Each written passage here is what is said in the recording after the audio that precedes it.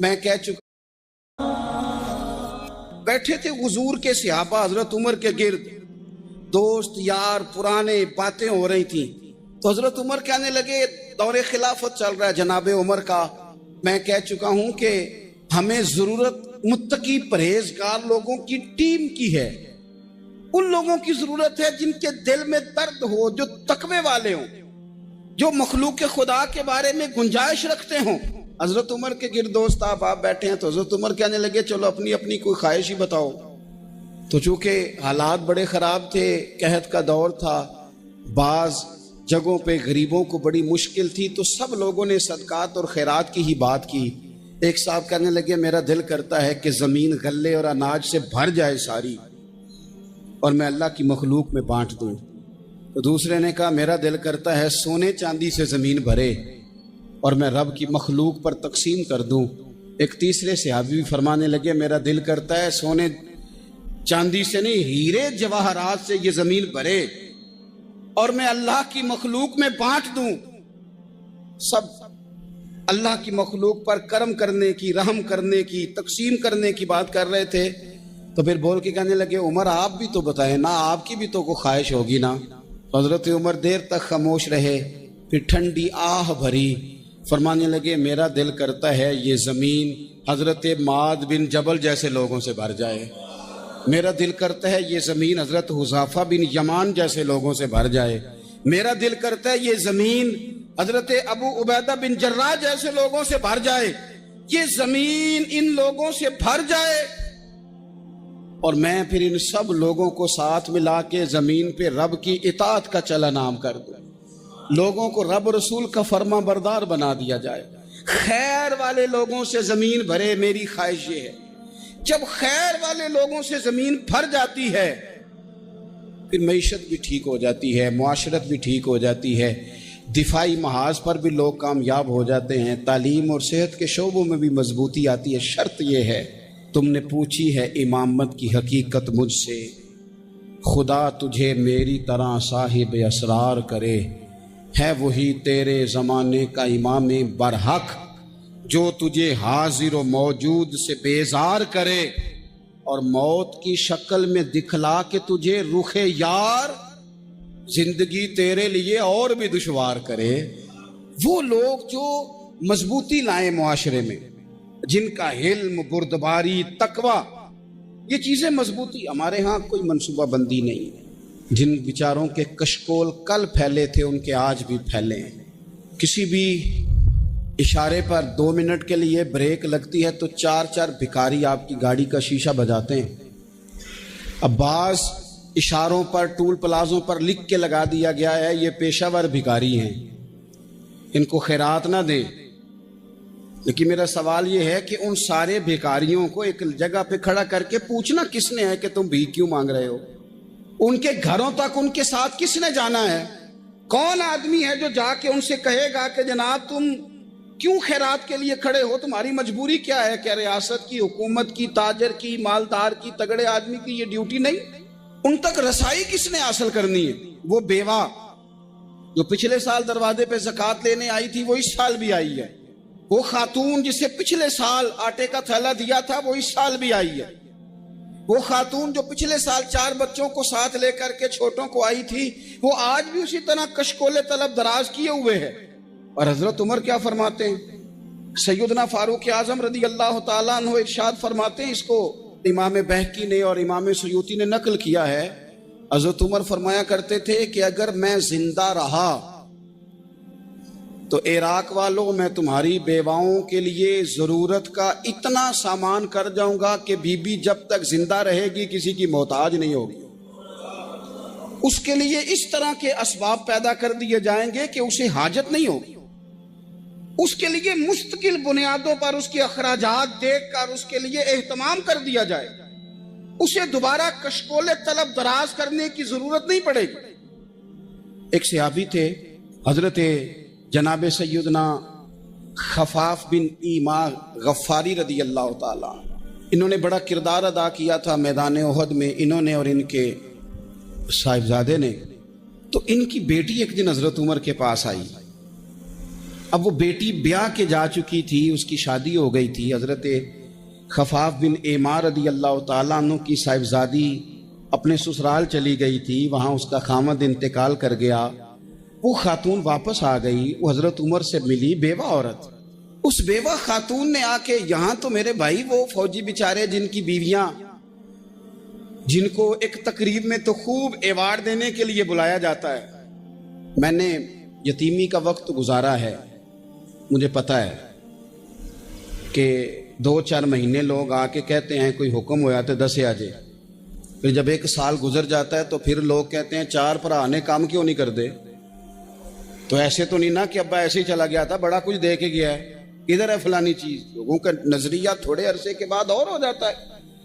آپ نے بڑے بڑے شہداء کے گھروں میں ایوارڈ تو دیے، کیا کبھی آپ نے پلٹ کر دوبارہ غور کیا کہ ان کے بچے کہاں ہیں، ان کی بیوہ کس حال میں ہے؟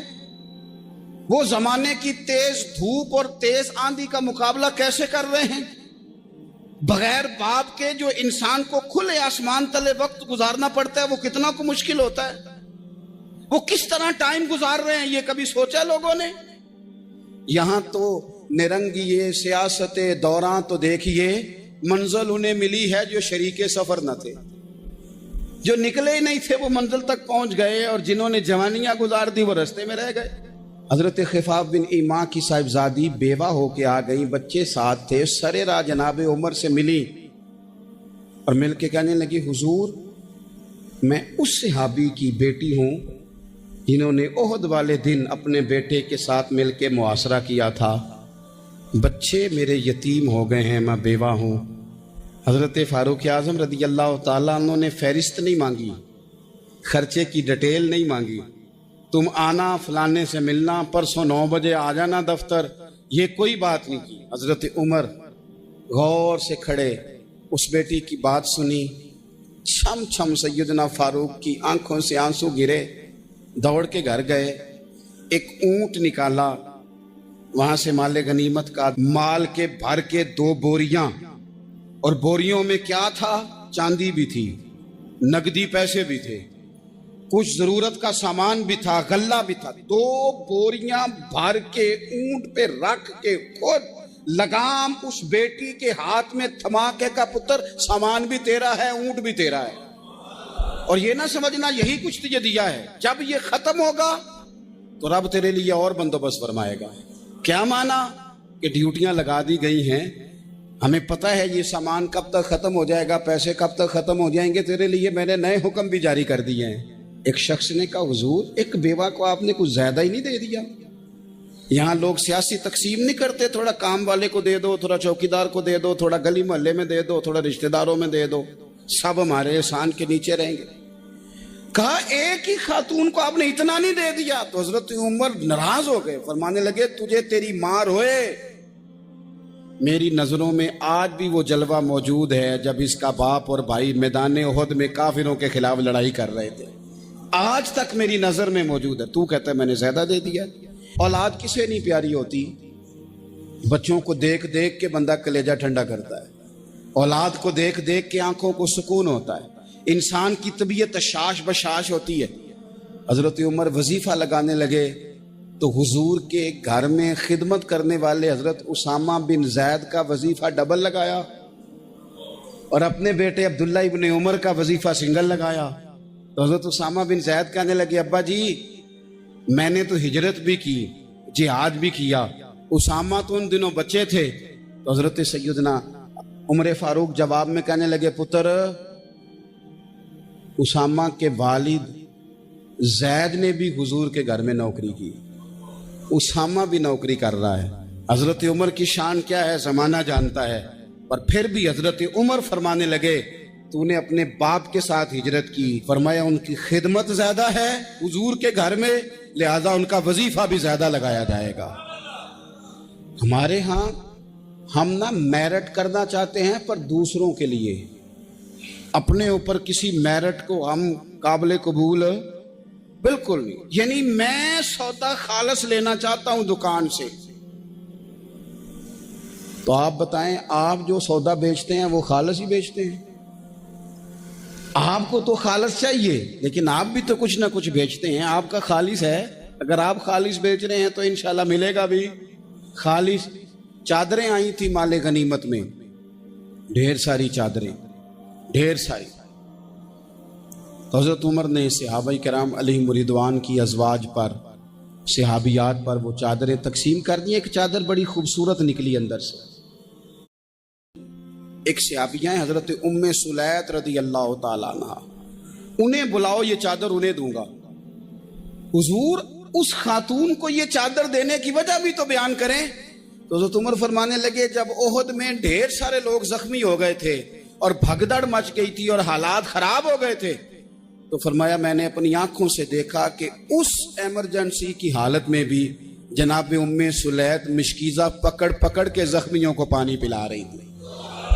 اس خاتون کی خدمات ہیں امت کے لیے، اس نے ڈیوٹی کی ہے صحابہ کے لیے، لہذا اس عورت کا زیادہ حق بنتا ہے کہ اس کو یہ اعزاز دیا جائے۔ میرٹ کی بنیاد پر تقسیم ہوگی، رشتہ داری کی بنیاد پر، تعلق کی بنیاد پر نہیں ہوگی، اس کا حق زیادہ بنتا ہے، اس کا درجہ زیادہ بنتا ہے، خدمات زیادہ ہیں، اس نے اپنی ڈیوٹی زیادہ اچھے طریقے سے سر انجام دی ہے۔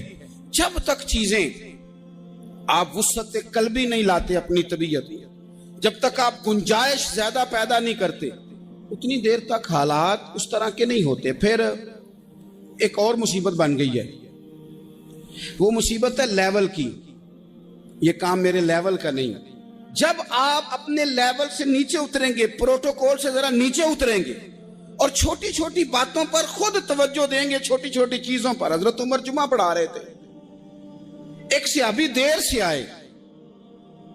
اب یہ نماز کا پوچھنا، جمعے کا پوچھنا، مطلب حکمران صاحب تو اوپر لیول کے ہیں، وہ تو پوچھیں گے کہ جناب میرے ساتھ تو آپ قومی سطح کا بندہ بٹھائیں، یہ والی باتیں۔ لیکن چھوٹے چھوٹے سوراخ پیدا ہوتے ہیں، پھر بند ٹوٹتے ہیں، حالات بگڑتے ہیں۔ قوموں کا اخلاق چھوٹی چھوٹی جگہوں پہ پہلے بگڑتا ہے، چھوٹی چھوٹی جگہوں پہ بچہ پہلے چھوٹی چوریاں کرتا ہے، خدا معاف فرمائے اگر اسے روکا نہ جائے، پھر وہ بڑی جگہوں پہ جا کے حالات خراب کرتا ہے۔ حضرت عمر فاروق ایک صحابی دیر سے جمعہ پڑھنے آئے تو حضرت عمر نے بعد میں بلا لیا، فرمایا تم اتنے سمجھدار آدمی ہو کہ اگر جمعے میں دیر سے آؤ گے تو باقی لوگوں کا کیا بنے گا؟ تو وہ صحابی آگے سے کہنے لگے مجھے پتا تھا آپ نے پوچھنا ہے، اور میں تو کہیں کام میں مصروف تھا امیر المومنین، میں تو دوڑا آیا ہوں، میں تو غسل بھی نہیں کر سکا، وضو کر کے مسجد میں آ گیا ہوں جمعہ پڑھنے۔ تو حضرت عمر فاروق ان کی بات سن کے خوش ہوئے، فرمانے لگے رب تیرا بھلا کرے، اس طرح کرنا، آئندہ جمعہ پڑھنے آنا تو غسل کر کے آنا، میرے نبی پاک نے غسل کرنے کا ارشاد فرمایا جمعے والے دن، غسل کر کے آنا۔ ان باتوں کا بھی، یعنی حکومت کے قومی معاملات اور عالمی نقطہ نظر بھی ان کے ذہن میں ہے، اور یہاں تک جو باریک چیزیں، یعنی حضرت عمر فاروق گزر رہے تھے تو کسی باغ کے کونے میں کھڑے ہو کے کچھ بچے چھوٹے چھوٹے بچے وہ کھجوریں اکٹھی کر رہے تھے، تو حضرت عمر نے کہا کس کے باغ میں لگے ہوئے ہو؟ سب بچے دوڑ گئے، تو حضرت سنان بن سلمہ فرماتے میں بھی چھوٹا تھا، میں کھڑا ہو گیا تو میں نے کہا حضور ہم نے توڑ کے نہیں کھجوریں کھائیں، گری ہوئی کھائی ہیں، اور آپ کو پتہ ہے جو رستے میں گر جائیں وہ اٹھانی ناجائز نہیں ہوتی، تو حضور یہ گری ہوئی کھجوریں کھائی ہیں۔ تو کہتے ہیں حضرت عمر فاروق بچے کی بات سن کے کہنے لگے رب تیرا بھلا کرے، تو نے صحیح بات کی طرف میری توجہ کرا دی ہے، اللہ تیرا بھلا کرے۔ اور پھر حضرت عمر رضی اللہ تعالیٰ عنہ اس چھوٹے سے بچے کے پاس کھڑے ہو گئے۔ کون؟ کس کے پاس؟ نہیں، خواب تو نہیں دیکھ رہے میں اور آپ، حکمران وقت 22 لاکھ مربع میل کا حکمران بچے کے پاس کھڑے ہو گئے، چھوٹے بچے کے پاس۔ دکان پہ غریب آدمی چڑھ آئے نا، دکاندار صاحب اللہ ماشاءاللہ ان کا مزاج خراب ہو جاتا ہے، وہ تیسری چیز کہ نا وہ والی دکھاؤ تو کہتے لینیاں تے لے تو جا، اور اگر تگڑا بندہ آ جائے تو کہتے ہیں جناب آپ اس طرح کریں نشاندہی کر دے، میں انشاءاللہ خرید کے لا کے پیش کر دوں گا۔ مزاج بدل جاتا ہے، غریبوں کے پاس، چھوٹوں کے پاس، عام آدمی کے پاس آپ جائیں۔ ہمارے حکمرانوں کا غریب آدمی سے گیپ بہت زیادہ ہے، پیروں کا غریب آدمی سے گیپ بہت زیادہ ہے، بڑے علماء کا عام آدمی سے گیپ زیادہ ہے، تاجروں کا عام آدمی سے گیپ زیادہ ہے، شیشے کے بڑے بڑے محلات میں سوسائٹیوں میں بسنے والوں کا غریبوں سے گیپ زیادہ ہے۔ اس لیے امیر غریب کی تفریق بڑھ گئی ہے، حالات اور طرح کے ہو گئے، بعض غربا امیروں سے نفرت کرنے لگ گئے۔ ہماری شادی بیاہ تقریبات افطاریاں، ان میں ہم اپنے لیول کے لوگ بلاتے ہیں جن سے ہمیں کاروباری ضروریات وابستہ ہوتی ہیں۔ ہم نے اس طرح کا ماحول بنایا، اس کا نقصان یہ ہوا ہے کہ معاشرے میں کئی قسم کی سوچیں پنپنے لگی ہیں، وسوسے غالب آنے لگے، بعضوں کا تنگ آمد بجنگ آمد۔ جب غریبوں کے بچے زیادہ تنگ آتے ہیں پھر ہتھیار اٹھاتے ہیں، پھر قلم چھوڑ دیتے ہیں۔ سوچنے کی ضرورت ہے ملک میں کہ برائی جنم لیتی کہاں سے ہے۔ یہاں تک اتر کے حضرت عمر فاروق ان لوگوں سے پیار کرتے۔ اب وہ بچے نے بات سنا دی حضرت سنان بن سلمہ نے، تو جناب عمر فاروق سے بچے نے فٹافٹ ایک اور فرمائش بھی کر دی۔ کہنے لگا حضور میں نے کھجوریں زیادہ جمع کر لی ہیں، وہ میرے دوست سارے بھاگ گئے ہیں آپ کو دیکھ کے، اب میں جب جاؤں گا نا تو کھجوریں میرے حصے کی ہیں، ہوں میں غریب بچہ، ماڑے گھر سے تعلق ہے، وہ میری کھجوریں چھین لیں گے۔ حضرت عمر کے ساتھ سپاہی بھی تھے، سارا کچھ بھی تھا۔ حضرت عمر نے بچے کا بازو پکڑا، فرمایا چل میں تجھے تیرے گھر چھوڑ کے آتا ہوں۔ حضرت عمر اس غریب کے دروازے پہ دستک دے کے کہا تیرا پتر تھا، پکڑ کے اس لیے لایا ہوں کوئی امیر زادہ اس غریب کے بچے کو تنگ نہ کر سکے، اللہ کوئی ایک بھیجنا حضرت فاروق اعظم کا ماننے والا جو غریب کے بچے کا بازو تھامے اور اسے کہے کہ کوئی امیر زادہ اس پر ظلم نہیں کرے گا، کوئی اسے تھپڑ نہیں مارے گا، کوئی اس کے حصے کے نمبر نہیں لے گا، کوئی اس کی جگہ رشوت دے کے نوکری پہ نہیں بیٹھ جائے گا، کوئی اس کی جگہ پیسے دے کے آگے نہیں بڑھ جائے گا، کوئی آئے نا جو اشک شوئی کرے، جو آنسو پونچھے لوگوں کے۔ لیکن یہاں تو منزل انہیں ملی ہے جو شریک سفر نہ تھے۔ میرے عزیزو، اس نہج پر دین نے ہمیں اسباق پڑھائے، اس نہج پر۔ حضرت عمر چھوٹی چیزوں کا، مسجد نبوی شریف میں آپ نے دیکھا دو لوگ اونچی آواز میں بات کر رہے ہیں، تو حضرت عمر نے فرمایا انہیں بلا کے لاؤ۔ بلا کے لایا، فرمایا تمہیں پتہ نہیں یہ حضور کی مسجد ہے؟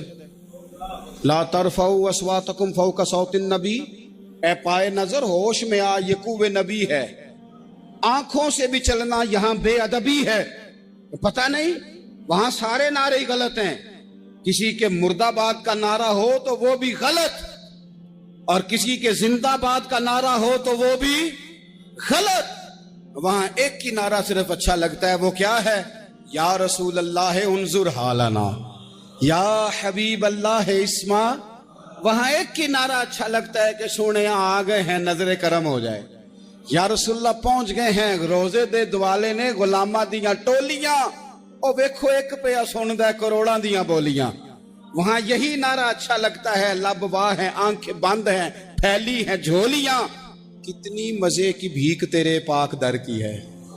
اور قربان جاؤں اپنے امام پر، اس قلم پہ باری جس سے وہ لکھا کرتے تھے، کہنے لگے کعبے کا نام تک نہ لیا، طیبہ ہی کہا۔ پوچھا جو تھا کسی نے کہ عظیمت کدھر کی ہے، ان کے طفیل حج بھی خدا نے کرا دیے، ورنہ اصل مراد حاضری تو اس پاک در کی ہے۔ تو حضرت فاروق اعظم رضی اللہ تعالیٰ عنہ نے نا ان دو لوگوں کو بلایا اور بلا کر کے فرمانے لگے کہاں کے رہنے والے ہو، کہاں سے آئے ہو؟ نے کہا جی ہم طائف کے رہنے والے ہیں۔ فرمایا تمہیں پتہ نہیں یہ نبی پاک کا روزہ ہے، حضور کی مسجد ہے، یہاں آواز اونچی نہیں کرتے، تمہیں خبر نہیں؟ اور پھر حضرت عمر فرمانے لگے اگر تم مدینے کے رہنے والے ہوتے تو میں تمہیں کوڑے مارتا، میں تمہیں سزا دیتا، تمہیں پتہ نہیں کہ کس طرح کا مزاج اور ماحول ہونا چاہیے۔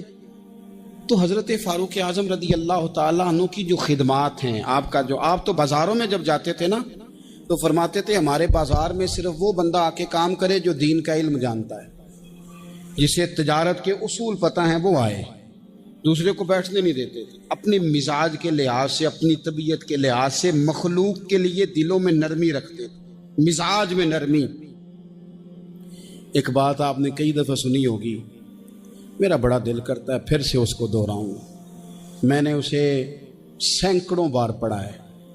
جب طبیعت پوری بے چین ہوتی ہے اور اپنی ذمہ داریوں کا احساس کرنے کو دل کرتا ہے نا، تو پھر خیال آتا ہے کہ ہم بھی پڑھیں ذرا ان چیزوں کو۔ بار بار پڑھتا ہوں تاکہ احساس ذمہ داری پیدا ہو۔ آپ کے غلام اسلم فرماتے ہیں رات کو میں اور جناب عمر نکلے تھے تو ایک مکان میں ہم نے دیکھا کہ ایک عورت نے نا اس کے بچے بار بار شور کر رہے ہیں اور وہ کچھ پکا رہی ہے، آواز آ رہی ہے۔ تو حضرت عمر نے دروازے پہ دستک دی، کون ہے دروازے پہ؟ کہا میں ایک غلام ہوں۔ حضرت عمر کہتے ہیں غلام ہوں، بہن کیا مسئلہ ہے، بچے کیوں رو رہے ہیں؟ تو بی بی کہنے لگی تمہیں کیوں بتاؤں، جاؤ نا اپنا کام کرو۔ حضرت عمر نے اصرار کیا تو تلخ لہجے میں، جس سے غصہ نہیں کر جاتے حکمران، councillor, chairman, M P M ناراض نہیں ہو جاتے، اس تلخ لہجے میں بی بی کہنے لگی دعا کرو اللہ میرے اور عمر کے درمیان قیامت میں فیصلہ کرے۔ کیسا حکمران ہے کہ اس کی حکومت میں میرے بچے بھوکے سوتے ہیں، یہ میں نے پانی میں روڑے ڈال کے چڑھائے ہیں، لیکن یہ پیٹ کی بھوک یہ بڑی ڈاڈی ہوتی ہے، یہ نیند بھی نہیں آنے دیتی۔ خیال تھا رو دو کے سو جائیں گے پر سو بھی نہیں رہے۔ حضرت فاروق اعظم دوڑے گئے، گھر سے سامان اناج غلہ کندھے پہ رکھا۔ خادم کہتے میں نے کہا کہ مجھے دے دیں، فرمانے لگے چل تو وعدہ کرنا قیامت میں بھی میرے بوجھ اٹھائے گا۔ کہ حضور نہیں، وہ تو میرے بس کی بات نہیں۔ فرمایا پھر مجھے کرنے دے۔ دوڑے آئے، اس خاتون کے دروازے پر لا کے وہ چیزیں رکھی۔ کہا بہن اگر تو پردہ کر لے تو یہ غلام نہ آج کھانا پکا دے تیرے بچوں۔ پھر وہ گھی چڑھا کے چینی ڈال کے کچھ سامان پکتا تھا وہ کھانا پکایا۔ غلام کہتے ہیں جب پھونکے مارتے تھے تو داڑھی سے دھواں نکلتا تھا، آگ جلاتے تھے دھواں نکلتا، پھر کھانا پکایا، پھر ان بچوں کو کھلایا۔ پھر حضرت عمر فاروق رضی اللہ تعالیٰ عنہ نا تھوڑے پیچھے بیٹھ گئے تو بچوں کے ساتھ اس طرح کی باتیں کرنے لگے کہ وہ ہنس پڑے۔ جناب اسلم کہتے ہیں بچے اس بیوہ کے ہنستے تھے، بچے ہنستے تھے اور عمر روتے تھے۔ جب وہ ہنستے تھے تو فاروق روتے تھے۔ پھر وہ بچے آہستہ آہستہ لیٹنے لگے اور جب وہ سونے کی طرف بڑھنے لگے تو حضرت عمر کہنے لگے بہن میں جاؤں؟ کہنے لگی رب تیرا بھلا کرے، میرا کلیجہ پھٹ جاتا اگر میرے بچوں کو آج شام بھی روٹی نہ ملتی۔ تو سیدنا فاروق اعظم رضی اللہ تعالیٰ عنہ کہنے لگے پھر تو میرے لیے دعا کرے گی؟ کہنے لگی میں دعا کرتی ہوں اللہ عمر کی جگہ تیرے جیسا کو نیک آدمی بٹھا دے۔ تو حضرت عمر کہنے لگے ایک چھوٹی سی گزارش بھی مان لو گی؟ کا کیا؟ فرمانے لگے کوئی یہ میری خدمت اگر پسند آئی ہے تو عمر کو معاف نہیں کر دیتی؟ غلطی ہو گئی، اسے پتہ نہیں تھا۔ اپنے منہ سے کہنے لگے سیاںا بھی نہیں، باشعور بھی نہیں، اسے چاہیے تھا خلافت کی ذمہ داریاں نہ لیتا۔ لیکن حضرت صدیق نے کہا تو وہ مان گیا، لیکن بہن میں اسے جانتا ہوں، بزدل بڑا ہے، کمزور بڑا ہے، ضعیف بڑا ہے، اگر تو قیامت میں اس کی شکایت لگائے گی تو بڑا کمزور پڑ جائے گا، اس کے لیے مشکل ہو جائے گا۔ تو کہنے لگی اچھا اگر تو اتنی سفارش کرتا ہے تو جا، میں نے عمر کو معاف کیا۔ حضرت فاروق اعظم نے چہرے سے کپڑا ہٹایا تو بی بی کہنے لگی اوہو آپ عمر ہیں؟ آپ فرمانے لگے میں جو بھی ہوں تو وعدہ کر چکی ہے کہ تو نے عمر کو معاف کیا۔ پھر باہر نکلے اور اپنے خادم جناب اسلم سے کہنے لگے 2 بندے اور بلا اور انہیں گواہ بنا کہ میں نے اس غریب کے روتے بچے ہنسائے ہیں، تو جا کے ان کو بتا میں نے وہ ہنسائے ہیں، اس کے بھوکے بچوں کو میں نے روٹی کھلائی ہے، اور تو گواہ ہو جا کہ اس بی بی نے خود کہا ہے بغیر جبر کے، میری گزارش پہ کہا ہے کہ میں نے عمر کو معاف۔ کیوں نہ ہم بھی اپنی اپنی ذمہ داریوں کا احساس کر لیں، کیوں نہ ہم بھی جہاں جہاں ہماری ڈیوٹی ہے ہم بھی وہاں غور کر لیں، کہیں ایسا تو نہیں کہ ہم بھی کمزور پڑ گئے ہیں، ذمہ داری تو لے لی ہے پر اب ہم ادا نہیں کر پا رہے۔ حضرت عمر فاروق رضی اللہ تعالیٰ عنہ نا باہر والوں کا بھی بڑا سخت حساب کرتے تھے۔ بڑا ایک گورنر صاحب نے لباس بڑا شاندار پہننا شروع کر دیا تھا تو حضرت عمر نے اتروا کے نا تو انہیں ٹاٹ کا لباس پہنا کے تو اونٹ چرانے کی ڈیوٹی دے دی تھی۔ اتنا سخت احتساب کرتے تھے۔ کسائی کی دکان پر بھی 1-2 گھنٹے کھڑے ہوتے تھے۔ جو آدمی مسلسل 2 دن گوشت خریدتا تھا نا، فرماتے تھے اس کا ٹیکس بڑھا دو، لوگوں کو دال نہیں مل رہی اور یہ روز گوشت کھاتا ہے۔ حضرت فاروق اعظم اس کو جزیہ کہا جاتا تھا یا کچھ اور معاملات ہوتے تو بڑھا دیتے تھے. مسلسل جو 2 دن آدمی گوشت کھاتا تھا فرماتے تھے مدینے میں غربت ہے, اگر یہ والا نظام تم کرو گے تو غریب لوگ کس کی طرف دیکھیں گے. لیکن اس سے زیادہ بڑھ کر جو ان کی زندگی کا معیار اور سٹیٹس تھا وہ یہ تھا کہ اپنے گھر کا خاص خیال رکھتے, خاص توجہ کرتے. ملک شام سے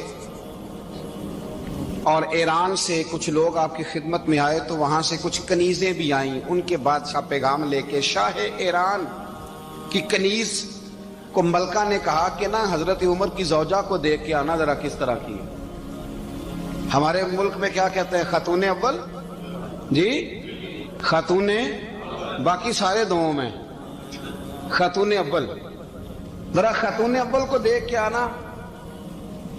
تو وہ جب آئی نا گھر میں ملنے تو کہا کہ مجھے میری ملکہ نے کہا تھا کہ عمر کی زوجہ سے اہلیہ سے ملاقات کر کے آنا. تو حضرت عمر کی اہلیہ نے نا ایک جوڑا کپڑوں کا دے دیا ملکہ کے لیے اور ایک خوشبو کی شیشی دے دی.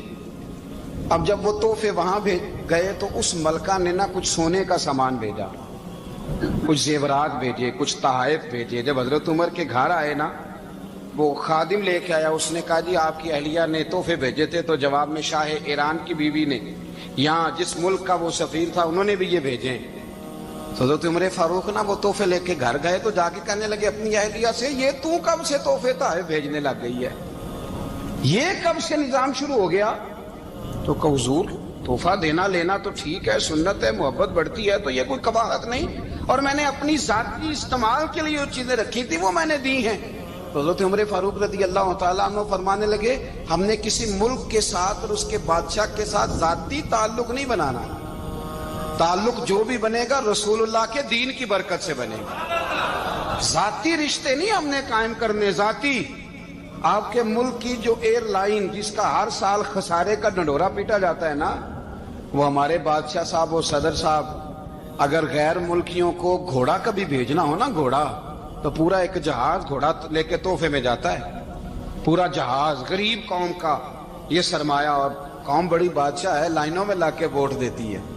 2 کام ہمیشہ لائن میں لا کے کرنے, ایک بل لائن میں لا کے جمع کرانا ہے اور ایک ووٹ لائن میں لا کے, تاکہ پھر پورے 5 سال لائن میں ہی لگے رہیں. مرضی سے آپ ووٹ دینا, پر جو بات درست ہے اس کو سنو. حضرت عمر فاروق رضی اللہ تعالیٰ عنہ نے اپنی اہلیہ سے پوچھا کتنے کا تھا وہ تیرا جوڑا اور خوشبو کی شیشی؟ انہوں نے کہا 3 دینار کی.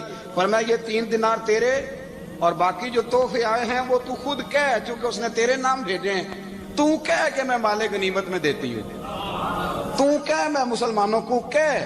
تو زوجہ ہنس پڑی, کہنے لگی میں نام بھی کہوں تو مجھے کہنا تو پڑے گا ہی, کہنا تو میں نے ہے ہی, کیونکہ سامنے عمر فاروق ہیں, لہذا فرمایا کہہ دیتی ہوں میں نے دیا خزانے کو. حضرت عمر نے جمع کرا لیا. میں یہ کیا بات ہے, میرے گھر والے جو مرضی کریں, ان کا معیار زندگی جس طرح کا مرضی ہو. اور حضرت عمر ایک جملہ کہا کرتے تھے, اللہ کرے کہ یہ باتیں اس دور حاضر میں ہماری سمجھ میں آئیں. حضرت عمر فاروق رضی اللہ تعالیٰ عنہ اپنے بچوں کو فرمایا کرتے تھے کہ بہت آدمی کو بھوک لگی ہو نا, اور پھر اس کی پسند کا کھانا پکا ہو, تو اتنے شوق سے وہ اس کھانے کو دیکھتا ہے نا, فرمایا اس طرح پوری قوم اپنے بادشاہوں کے خاندان کو دیکھتی ہے. فاروق اعظم رضی اللہ تعالیٰ عنہ نے اپنے گھر کے اندر اپنے بچوں, آپ کے بچے دونوں کاروبار کے لیے مصر گئے, تو وہاں کے گورنر صاحب نے لوگوں سے, ایک بہت بڑا قافلہ گیا مدینے سے مصر تجارت کے لیے, جاتے ہیں نا آج بھی قافلے کئی ملکوں میں, تو یہ گئے تجارت کے لیے. تو حضرت عبداللہ ابن عمر اور حضرت عبید اللہ ابن عمر, حضرت عمر کے دونوں بیٹے گئے. جناب عمر فاروق کے بچے جب وہاں پہنچے تو مصر کے گورنر نے نا لوگوں کو تعارف کرایا کہ یہ عمر فاروق کے بیٹے ہیں. یہ حضرت, یہ چودھری کے بیٹے کو کون بتاتا ہے کہ تو چودھری کا بیٹا ہے؟ باہر والے بتاتے ہیں, گھر والے جی. اور سیٹھ صاحب کے بیٹے کو کون بتاتا ہے کہ تو سیٹھ صاحب کا بیٹا ہے؟ اور مالک کو کون بتاتا ہے کہ تو مالک کا بیٹا ہے اور یہ کرایہ دار ہے؟ یہ کون بتاتا ہے؟ یہ سوچ ہم دیتے ہیں بچوں کو.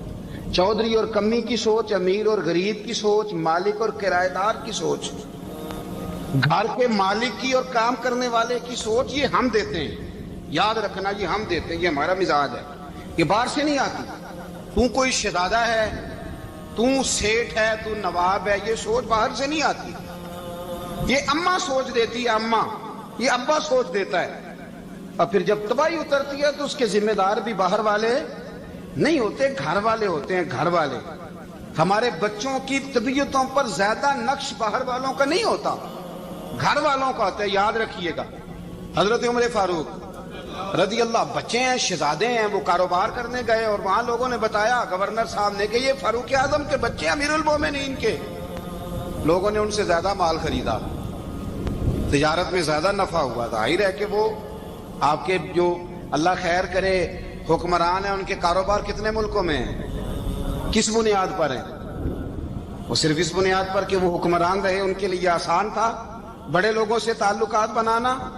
حضرت عمر فاروق رضی اللہ تعالیٰ عنہ کے بچے ڈھیروں مال کما کے جب واپس آئے نا, تو حضرت عمر سے آ کے بچوں نے بطور محبت کا, ابا جی اللہ نے بڑا ہی فضل کیا ہے, بڑا مال کمایا الحمدللہ, یہ دیکھیں کتنا نوازا ہے. تو حضرت عمر کہنے لگے سارے قافلے نے اتنا ہی کمایا ہے, سارے قافلے نے اتنا ہی کمایا ہے؟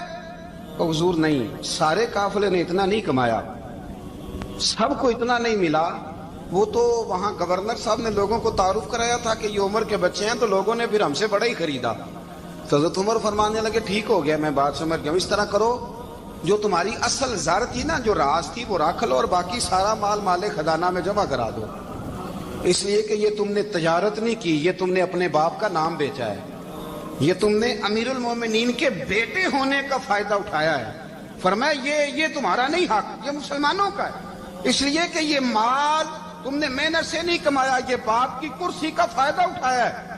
اور فرمایا اگر تم نے مال جمع نہ کرایا تو میں مال بھی لے لوں گا زبردستی اور کوڑے بھی ماروں گا, ڈبل سزا دوں گا. مرضی سے جمع کراؤ گے تو کوڑوں سے بچ جاؤ گے. بڑے بیٹے نے تو جمع کرا دیا, تو چھوٹا تھوڑا پریشان ہوا.